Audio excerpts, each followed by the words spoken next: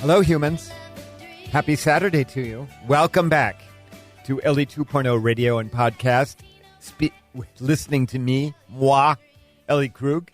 We're here for another episode of talking about idealism and idealistic humans working to change the world for the better. We're doing that. This week is an Ellie's Talking Head show. Ha, that would be me. I've got several items for you. Things to stimulate your brain and hopefully to stimulate your passions as well. That would be me trying to do that. As always, as we always do, let's begin with our featured idealist, and it's someone I have long admired. I'm speaking of MSNBC host Lawrence O'Donnell, whose show, The Last Word with Lawrence O'Donnell, has been airing on MSNBC since September of 2010. I have always liked Lawrence O'Donnell, maybe in a small part, or maybe a big part, because he has Boston roots. And seeing him, every time I see him, it reminds me of my time as a law student and then as a young baby lawyer in downtown Boston. Who is Lawrence O'Donnell, and how in the world is he an idealist? Well, to begin, Lawrence O'Donnell's father was a Boston police officer who then went on to law school and became a plaintiff's lawyer. His father later was a lawyer for a widow and her children of an unarmed black man who was killed by the Boston police.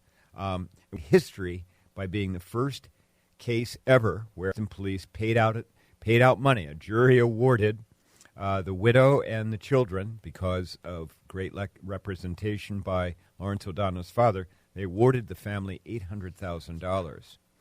And so, and Lawrence O'Donnell later actually wrote about that case in a book titled, the book was titled A Case of Deadly Force. So, after graduating from Harvard in 1976, I'm only not a whole lot of years behind Lawrence O'Donnell, but I did not go to Harvard.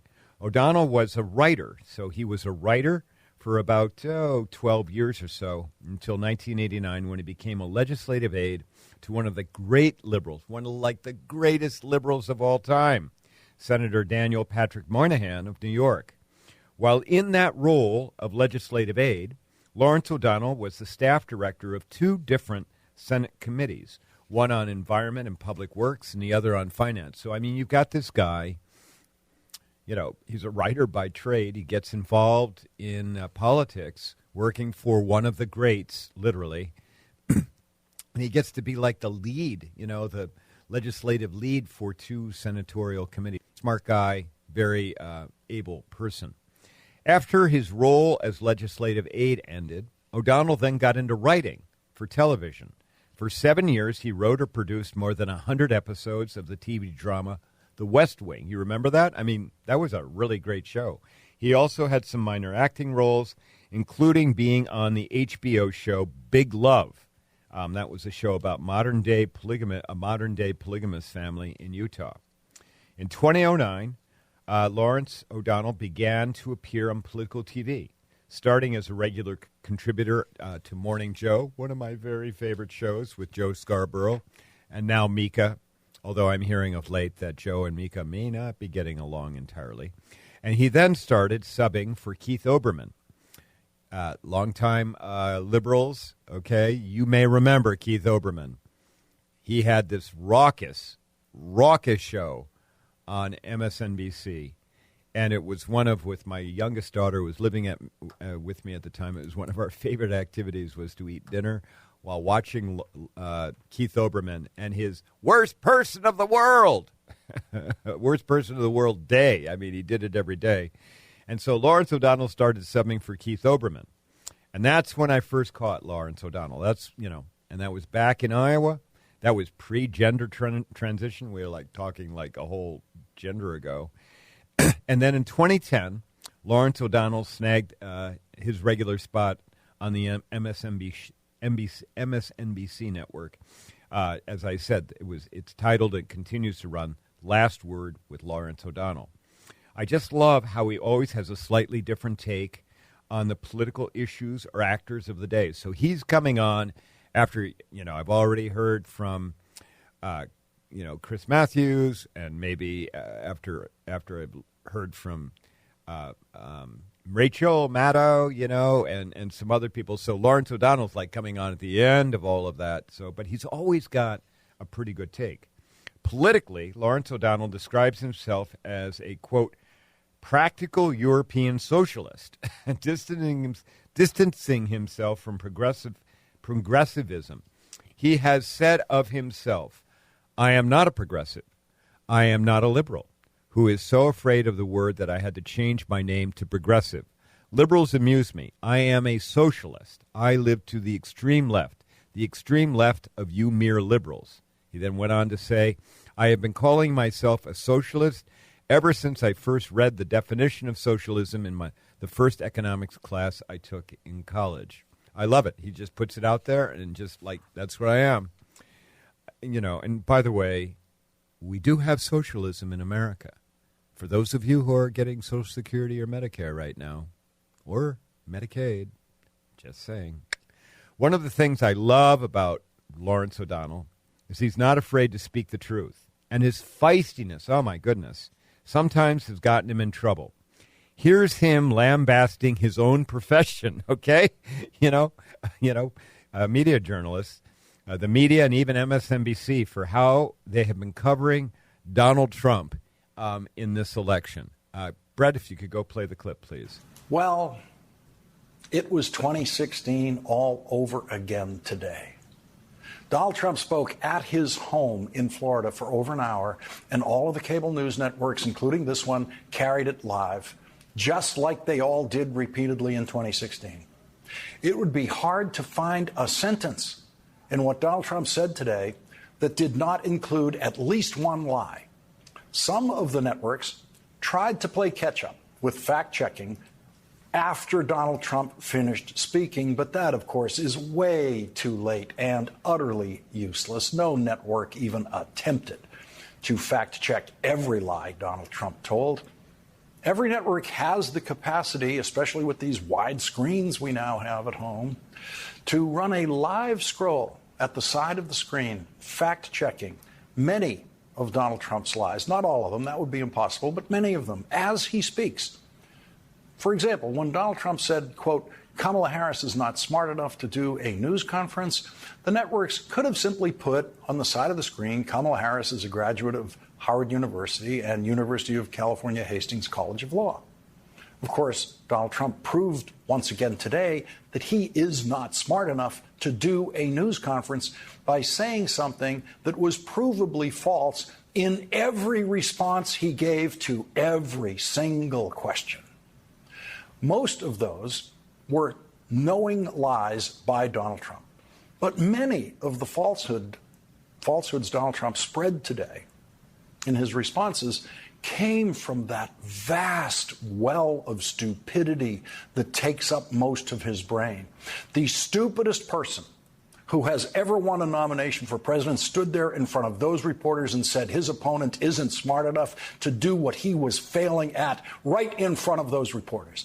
And to make a bad news coverage situation worse, none of the networks, none of them, carried Kamala Harris's speech live after the Trump appearance. None of them. This network brought you the last few minutes of Kamala Harris's speech live, but was actually doing Olympics coverage when the speech began and kept doing it. And so, as a first order of business in this hour tonight, we will correct that mistake by presenting to you in full and unedited, as if live, everything that Kamala Harris said today in her speech in Michigan, which all of the networks knew was coming. They knew what time it was coming. They knew how to cover it live, and they didn't. After giving Donald Trump more than an hour of live coverage on all of their networks. It's 2016 all over again. The same mistakes are being made. I have never seen an industry slower at learning from its own stupid mistakes than the American news business.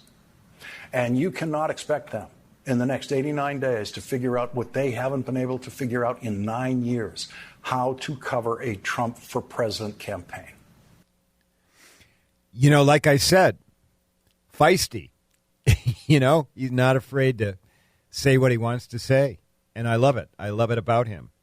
And I think all of this is great, okay? And in my view, this makes him absolutely an idealist. But what clinches it for me, okay, what makes Lawrence O'Donnell truly an idealist is that since 2010, he's been working to provide school classroom desks for female students in Malawi. Somehow he did this. He got MSNBC and UNICEF to partner with his nonprofit, KIND, K-I-N-D, which stands for Kids in Need of Desks. And by 2023, so 13 years this nonprofit's been working in Malawi, by 2023, KIND had raised $40 million for desks and scholarships for girls. Altogether, KIND has supplied 330,000 school desks for 1.1 million students and scholarships for nearly 28,000 Malawian girls. Wow. Ellie Krug, you're a humble, very, very tiny, impactful idealist, would love to have, a slice of that kind of impact in the world. So there you have it. This week's featured idealist, the one and only great. I'm going to just say it. I'm putting it out there. Lawrence O'Donnell. Check out his show on MSNBC or simply watch the old reruns of The West Wing. All right. You got me, Ellie Krug, on Ellie 2.0 Radio Podcast. When I come back, I'll give you some more stuff that's on my mind with this Talking Head show. I hope what you like. You like what you listen to here. Visit my website at elliekrug.com. We'll be back in a sec. Thanks. King of night vision, king of insight. And then I think about my fear of motion.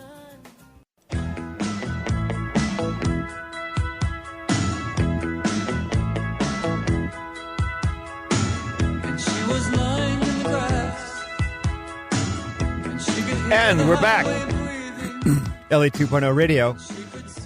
Clear your voice here, Elle. All right, so Ellie Talking Head. I've got a number of different things. Several of them related to being transgender and transgender rights, and what's going on in the trans world. So bear with me, since I happen to be one of the relatively few transgender radio hosts in the world, and I'm going to say the only idealistic one, at least visibly idealistic. So it gives me a little license, I think, to talk about this stuff. Don't you think? Item. Okay, everyone, when you're born, you don't know this is happening because you're just a baby. But when you're born, there's a birth certificate issued by usually the county government or the city government in which your birth occurs. And it would be a state birth certificate, but the local government authority issues that birth certificate. And how many of us have ever had to, present our birth certificates for the initial driver's license or your initial Social Security card or God knows whatever else, okay? Well, if you're transgender, all right, birth certificates are kind of a tricky thing because, if you were assigned female at birth, and that your gender identity really is male, and then you transition from female to male, you get asked to show your birth certificate, and it has, first, a different name on it, and then secondly, it has a different gender on it than what you're presenting. I mean, it can cause problems. It can certainly cause people to give you looks, which is marginalizing, but it can get people to start questioning you, whether you're real or not, and all that. It invites all kinds of people into your life. And if you're transgender, the last thing you want are people in your life. You just want to go and live your life as who you truly are. So my birth certificate is out of New Jersey. I'm sorry to say I have not yet had it changed. That's bad on me. But there are a lot of transgender people, and in a lot of states, and in New Jersey there is. I just got to go do it. I just haven't done it. But there are a lot of states that allow you, if you transition genders, to change your birth certificate, to change your, sex designated on your birth certificate.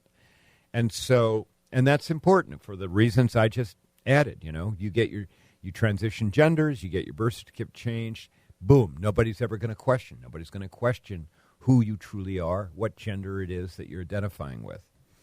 So that brings me to this case out of Tennessee. Tennessee happens to be the hotbed of a lot of transgender-related legislation. You may recall a couple of weeks ago I had Attorney Extraordinaire Phil Duran on the show to talk about Tennessee transgender-related case that the Supreme Court has taken. They'll hear oral arguments about it in a couple of months, and then we'll get a decision about that relates to gender-affirming care in Tennessee. On this one here, this case out of Tennessee, the Sixth Circuit Court of Appeals, okay, so they held 3-1 in favor of upholding a Tennessee law that prohibits changing birth certificates. Okay, the case was brought by, I think, 4 different transgender people, with Lambda Legal, which is this extraordinary LGBTQ plus legal advocacy organization, seeking to change to declare that Tennessee law unconstitutional because it discriminated against transgender people.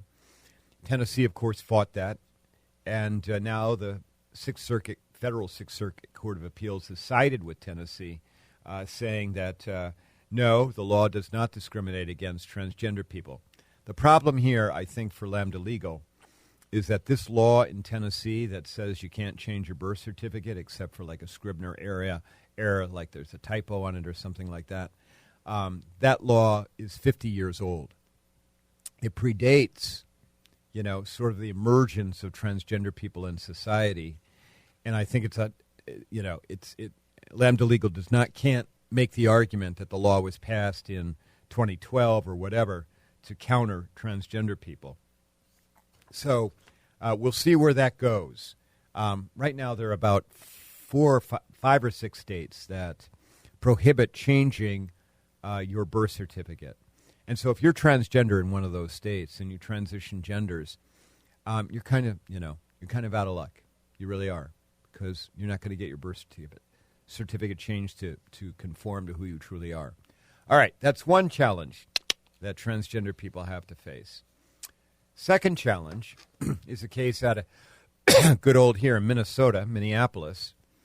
And I'm quoting here an NPR, Minnesota Public Radio News story written by Estelle Timork Wilcox, dated August 6th, titled "Former Employee Sues Richfield Catholic School for Discrimination."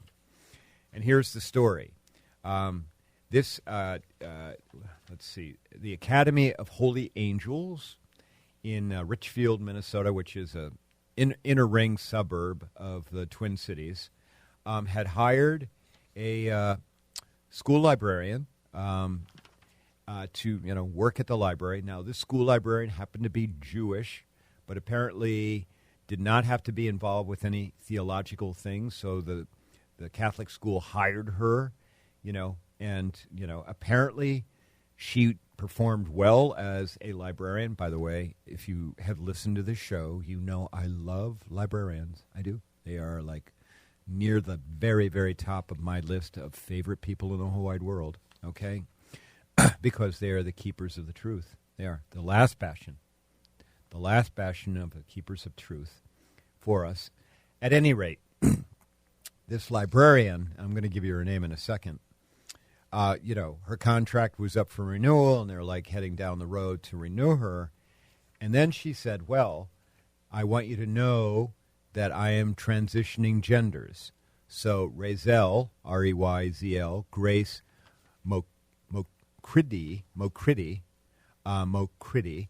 came out and said, I'm transitioning. I'm really a woman, not a man.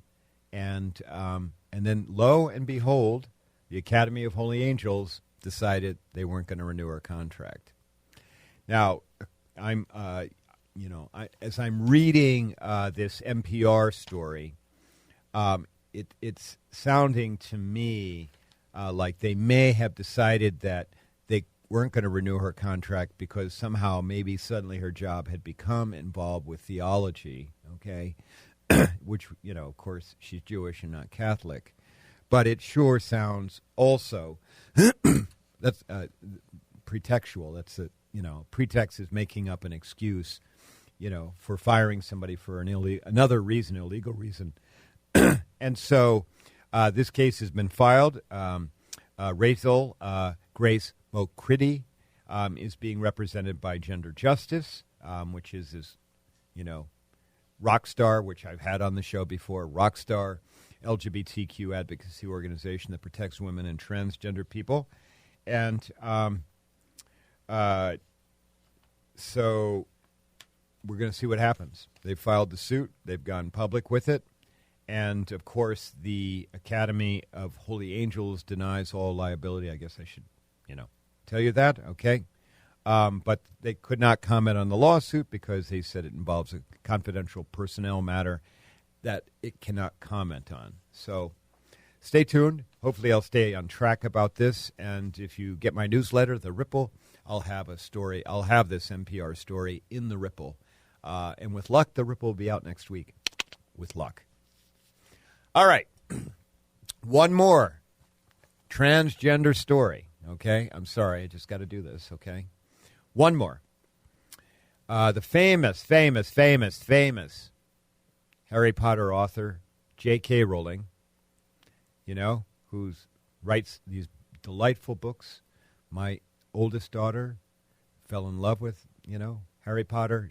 She's got all the books, seen all the movies, etc.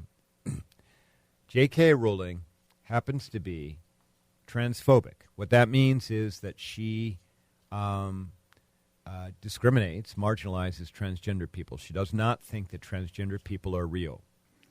And she has, you may recall we had the Olympics, and we had a female boxer by the name of Amani Khalif, who was boxing in the ring. She took the gold. She made quick work of her opponent, and then she's a taller woman. People started claiming that she was a man and not a woman, and this went all over the place. I mean, rampant. These claims about Amani Khalif being male and not female. Even though the Olympics says she's female, she says she's female. All kinds of people say she's female, But apparently, J.K. Rowling, she went on. I mean, she started tweeting. That's her favorite place to marginalize transgender people. She started tweeting about Amani Khalif not being female, but actually being a man, and then saying some very, very horrible things about Amani Khalif. And so, I mean, she had a picture of Amani Khalif standing next to the boxer that Amani Khalif had defeated, and J.K. Rowling had that picture, and she wrote, quote, "Could any picture sum up our new men's rights movement better?" Unquote. I mean, just horrible stuff that comes from what otherwise was a well-respected artist. Now, why I'm telling you about this, okay, well-respected writer, why I'm telling you about this is that at the time that Amani Khalif saw these tweets from J.K. Rowling, she was in France, in Paris. And it turns out that in France, there is a law, okay? There is a law against demeaning people on social media.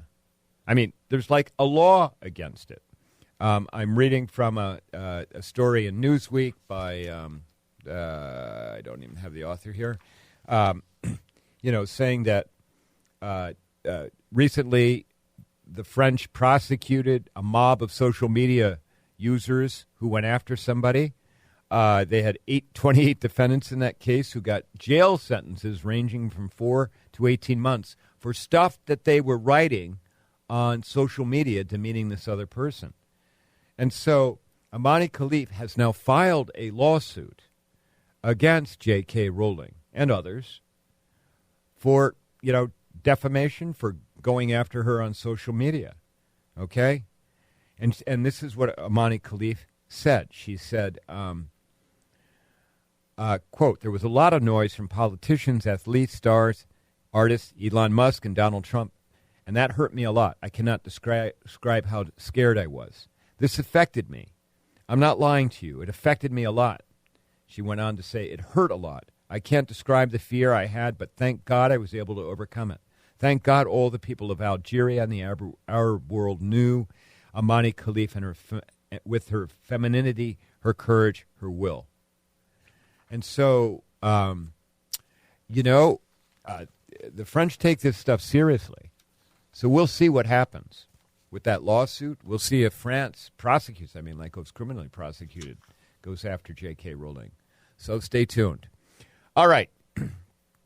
Okay, we're going to take a break. When I come back, I got one more story for you, and then I got a bunch of C-Block stuff for you about Ellie Krug and her work in the world as this idealist trying to change the world, at times what seems like a seemingly impossible task. Okay, we'll be back in a second. You're listening to me, Ellie Krug, on Ellie 2.0 Radio Podcast. We'll be back in a second.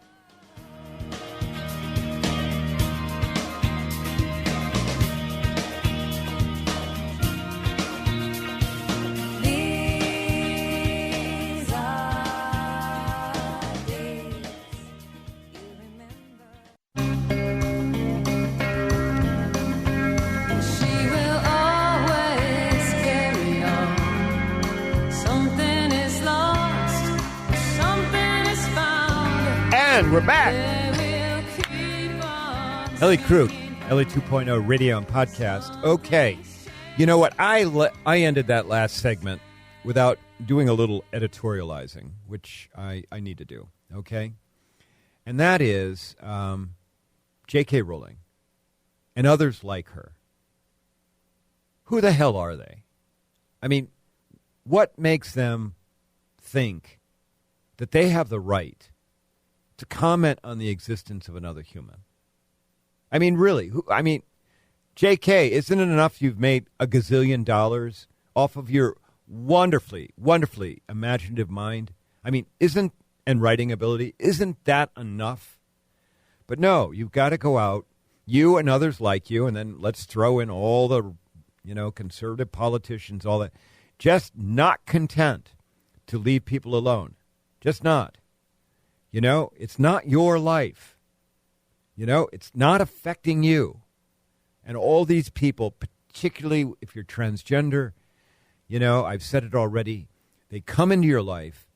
They think they have the right to dictate about how you're going to live your life, or who you are. Your right to exist is who you are. And I am just here to tell you, I am tired of that. I am damn tired of that. And I'm not having it, okay? And if you're listening to this podcast or radio show right now, and you can get me in front of people to talk about this, will you do that for me? Please. Google Ellie Krug. You're going to find my email address, or here it is right now, elliejkrug@gmail.com. Reach out to me. Get me, please. Help me get in front of people to talk about this stuff. All right. Now, I should have said that before the last break, but you know what? This is live radio, at least where I'm talking right now and doing this, and, it's just, Anyway. Okay. Have you ever contributed to a charity? Have you ever done that? Have you ever written a check to anyone that's a charitable organization? That would include your church, okay? Have any of you ever done that? Hoping that, the 50 or the 25 or the 50 or 100, or God, maybe you gave $250 or $500 or $1,000 to a charity, to a nonprofit, hoping that your little idealistic self could help make the difference in the world. Have you ever done that? Well, if you have, guess what? That may be coming to an end, and I'll tell you why. There's a nonprofit out of Atlanta called the Fearless Fund, which is, well, that's not it's called the Fearless Foundation, and they operate the Fearless Fund.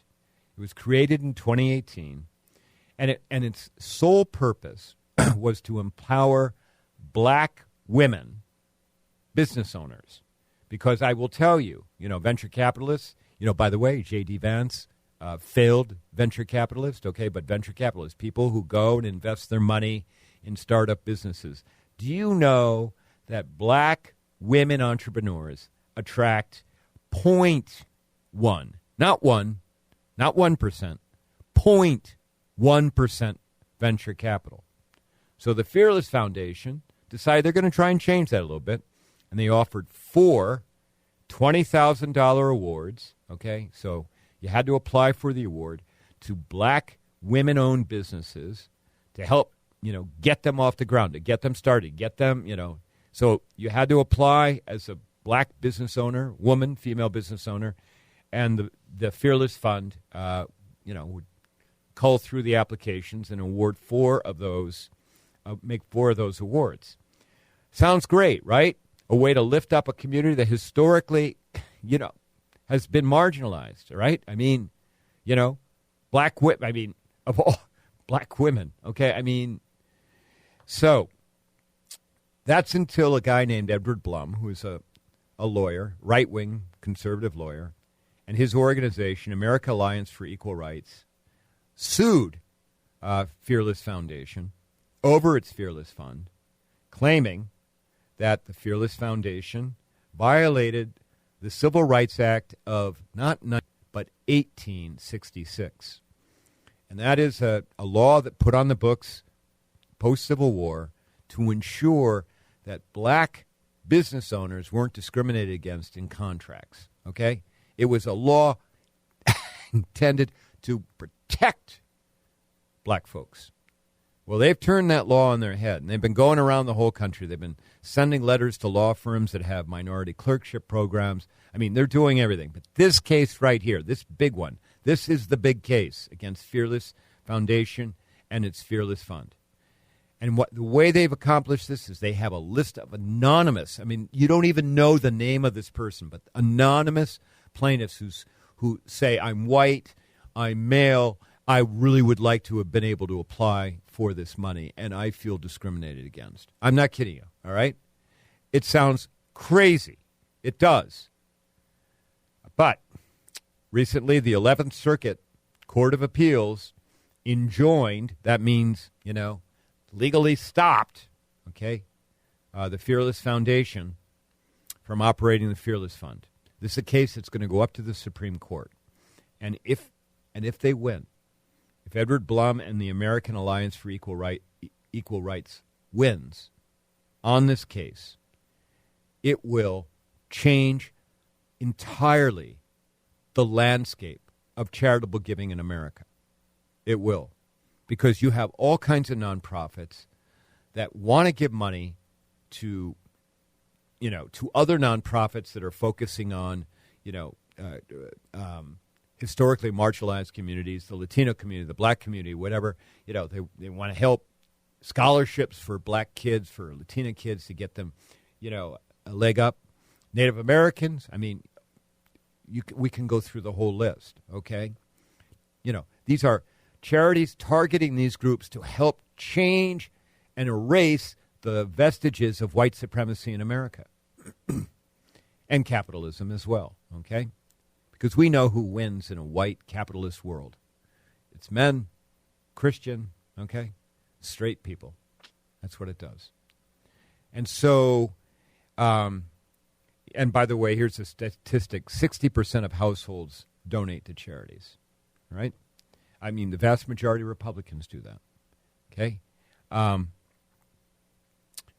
the goal with this lawsuit, I'm sure they want to win this lawsuit, but the goal with just publicizing about this lawsuit is to chill all the nonprofits from engaging in the kind of work I just described. I'm on the board of one of the best, women-focused nonprofits in the state of Minnesota, well-regarded in Minnesota as well as in the nation.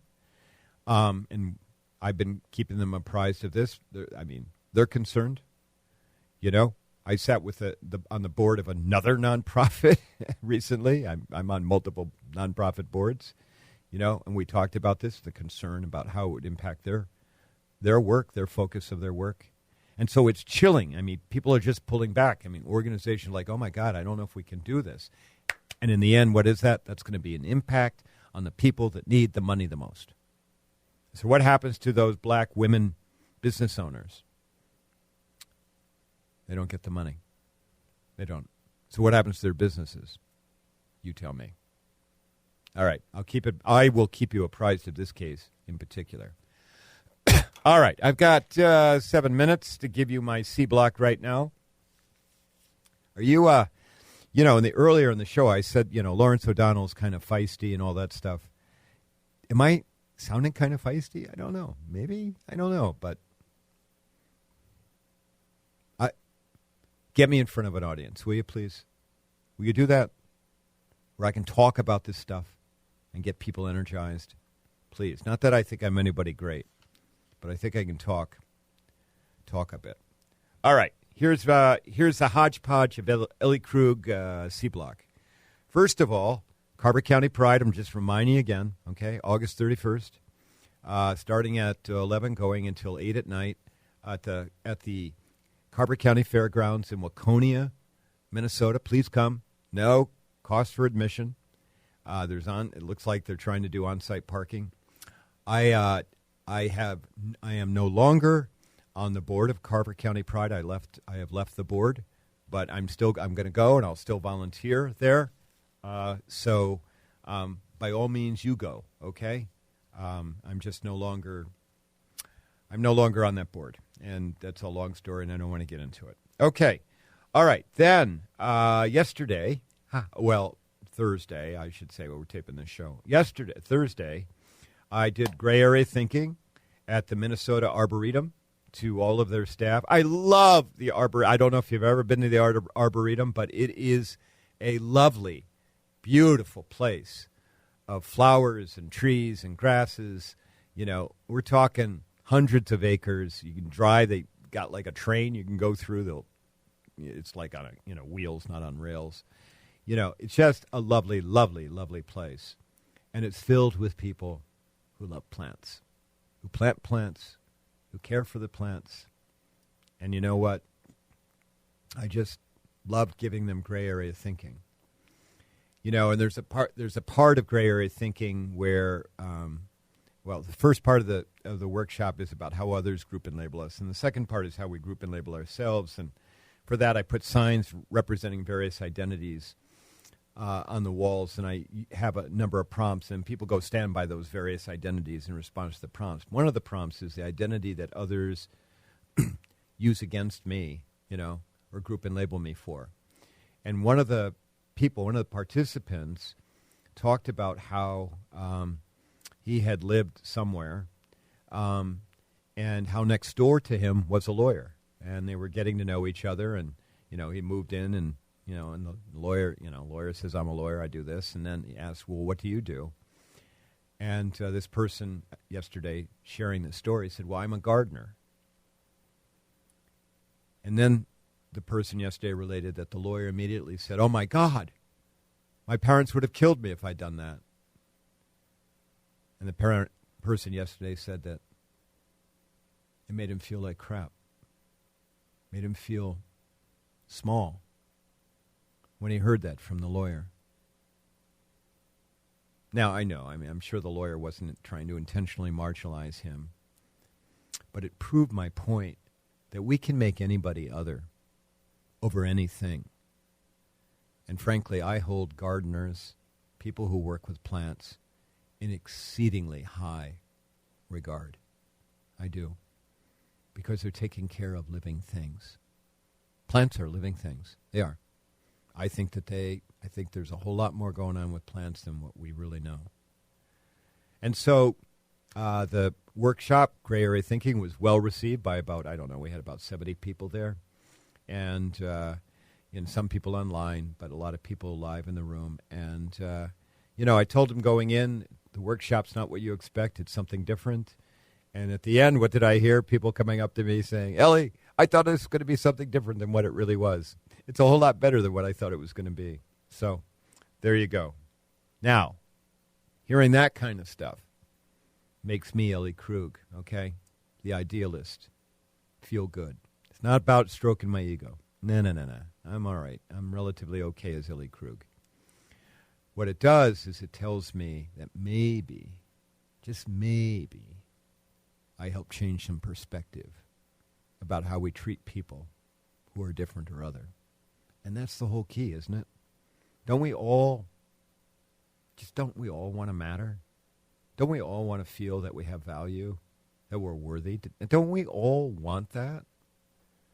And if I can help other people to understand the need to do that for everyone, regardless of the color of their skin or the religion they practice or not, or who they love, who they go to bed as, all those silly things that we use to make people other, then you know what? That is idealistic. And that's me, that's me feeling good then about maybe making the world better.